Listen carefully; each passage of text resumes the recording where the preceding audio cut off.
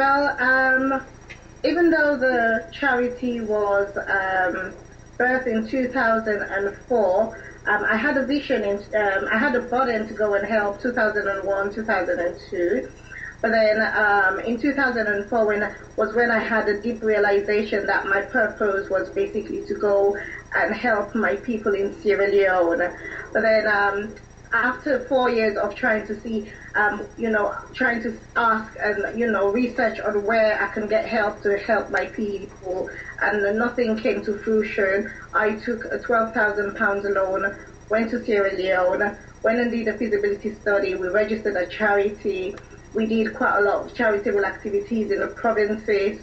We were able to put a smile, no matter how temporary it was, to put a smile in the faces of, the victims of the war. We provided Medicare, we provided clothing, we provided food, and provided also monetary assistance to our beneficiaries. And we started that in 2008.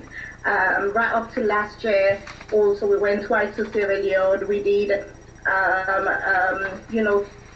two projects, the pre-Christmas cookout for the amputees, wherein we were involved with seven amputee camps in the western part of Freetown. And on Boxing Day last year, we fed over 200 amputees, and the widows of the amputees, the children of the amputees, and the orphans of the deceased amputees. And of course, we were able to do empowerment session, provide the same kind of provisions we do, either clothing, money, and Medicare as well. And we also set up an educational sponsorship last year for the children of the amputees, because many of them are not able to go to school because of the family setting that they find themselves in, i.e. because their parents are amputees, and because disability was thrust upon them, majority of them have not to go back into or their previous career that they had, and a lot of them are financially challenged. So these children are very, very deprived, and we're looking to help them. We're looking to make a difference in their lives, and also, to help them to have meaningful lives, to bring a positive legacy out of this the travesty of the war. Okay. What would you say are some of your strongest beliefs about the mission and vision of Melqosh Mission? You've told us a lot of about what's happening on the ground, but on a personal level, what's your own vision? Where are you taking this organization to? We have big dreams for Melqosh Mission International. Whilst we have our primary goal in helping the people, the victims of the war in Sierra Leone, we also have, international projects that we're also working on. But what I will say is that our 5-year goal in Sierra Leone is to see at least some of these children who are in secondary school. We're hoping that, and some of them who are also, we paid for them to go to college. We're hoping, for example, in 5 years' time, they would also have completed their education, be working, being part of the mainstream, being able to now take care of their, disabled families, and those who are orphans will now be able to take care of their siblings.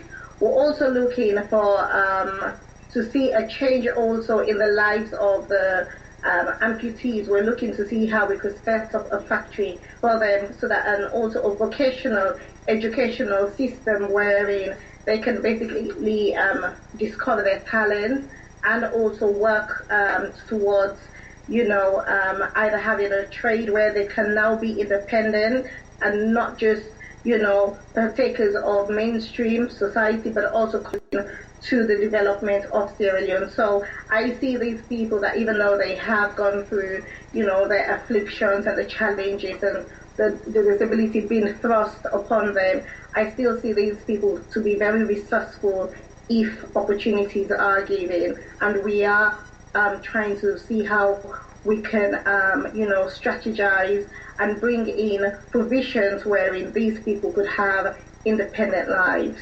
Are you getting any help from the government? Because The point is that you have so many responsibilities on your shoulders. So sounds like the government is helping, but not enough. And then many organizations like yours are there now to do a lot of job that the government should have been doing. We're getting absolutely nothing from the government. In fact, we have no funding, no funding from any international organizations. How we raise funding is I do events, fundraising events. We raise money. We do campaigns, fundraising campaigns within our organization. As it is right now, we're doing a Color Purple International Week, where we're asking people, to wear purple and, and donate £3, so £3 or more, whatever they're led to do. So that's a project that we're doing. The proceeds of that will be used to set up a school, a supplementary IT school for the children of the amputees. So that is a prime example of how we raise our funding. We are hoping that the government will come on board and partner with us. We know that they have a lot of responsibilities, and we as Sierra Leoneans should not also be sitting down and saying, well, the government should do everything. We Sierra Leoneans should go and make our country.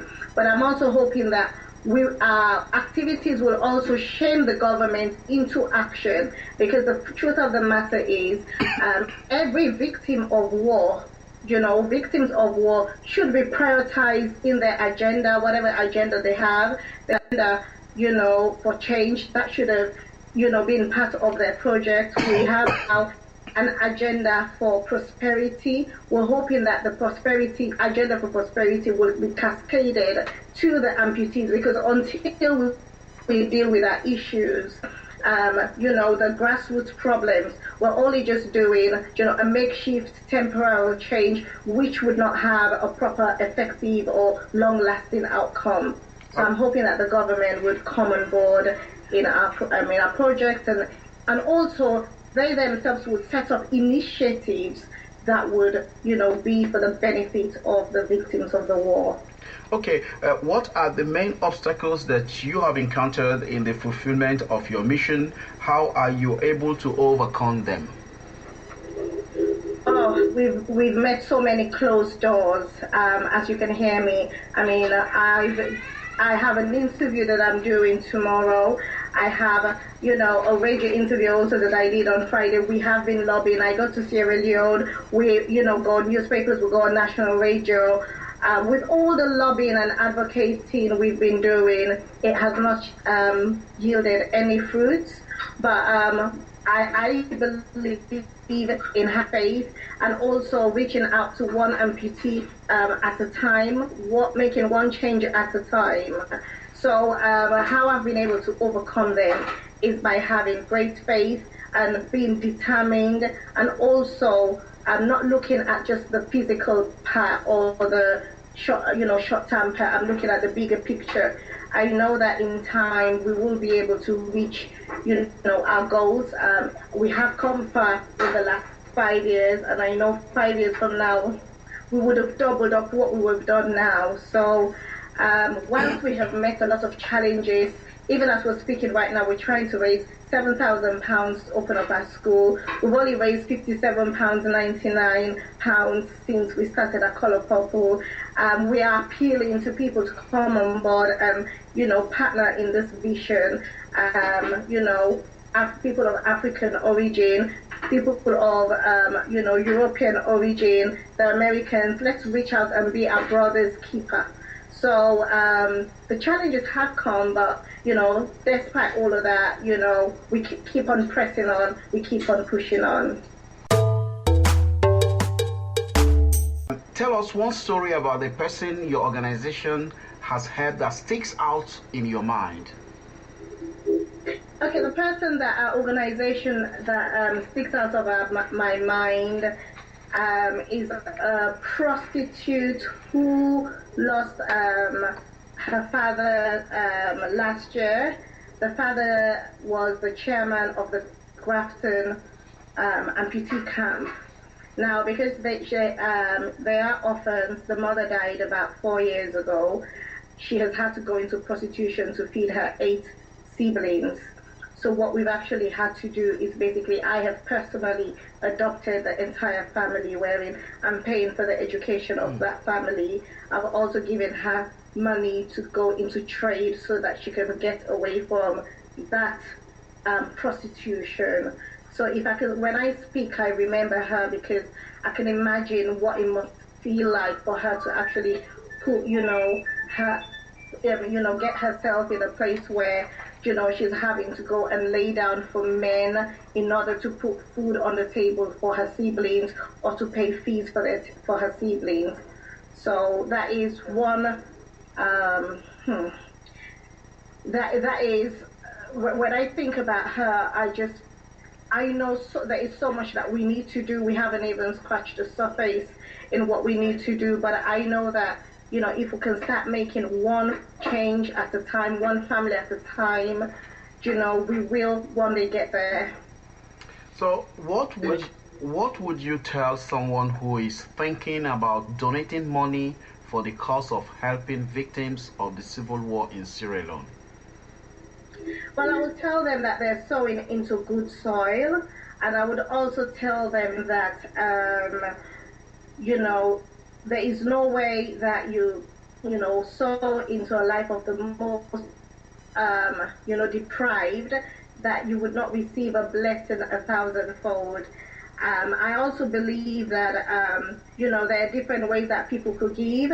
We have, for example, via our website, which is www.melqoshmissioninternational.org.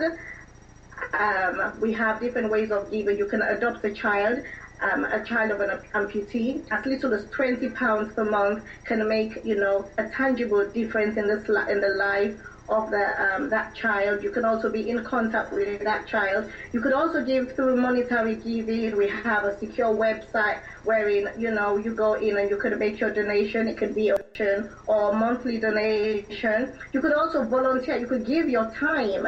You could volunteer. Go to Sierra Leone. We need, especially we're in desperate need of health professionals, people in the social care. We need a lot of people who would go and help us rehabilitate these amputees. So there is so much work out there that sometimes it might not just be a fiscal giving. You can give in different ways, in different modes. Also, for people who are in the UK, we'll also appeal to them to give their unwanted clothing, their second-hand clothing. The unwanted clothing is most wanted by the victims of the war. Have you got a telephone number where these people can also call you? Yes, our telephone number for those outside the UK would be +44, and then it's 7985 765 646, and those in the UK would be 07985 765 646. Now, to end this interview, the last question is, what else can you tell us about Melqosh Mission? Well, Melqosh Mission International has gone indeed international. We're now reaching to women globally, those who are marginalized, hence the reason why we're doing this Color Purple International Week. And the second tier of our mission is to basically reach out to those who have gone through emotional and physical abuse. We're also reaching out to single mothers who have children with disabilities. Now that is a particular societal group where less care is given, because we care a lot for the children, or sorry, the people with disabilities, where we don't really pay attention to carers, especially those who are single mothers who do not have the support of a husband or partner. So basically, we're looking to see how we could provide relief for them, because a happy carer can also bring great benefits into the life of a disabled child. So indirectly, we are helping a disabled child by bringing relief into the life of that single mother. Just one question I didn't ask you. How many volunteers do you have on the ground in Sierra Leone working, and in which part of Sierra Leone are they doing this job? Okay, well, we have our headquarters in Freetown at number 1 Church Street, and at the present moment we have our coordinator there, Mr. Mahmoud Kabar, and we do have about 6 volunteers that are there that we're giving like stipends for what we need to do. For example, we've just shipped a container to Sierra Leone, and they are basically working on that. They are working in even getting the school ready so that by the time I get there, we'd have less work to do. But we need as many hands. You know, the vineyard is ready, but the laborers are few. We are looking for people to come on board this great mission. It's a great commission from God. There is no way you plant your hand, you sow into this, plow into this soil that you would not, even in this lifetime, see a direct blessing from God. Thank you very much for this interview. Thank you. Now,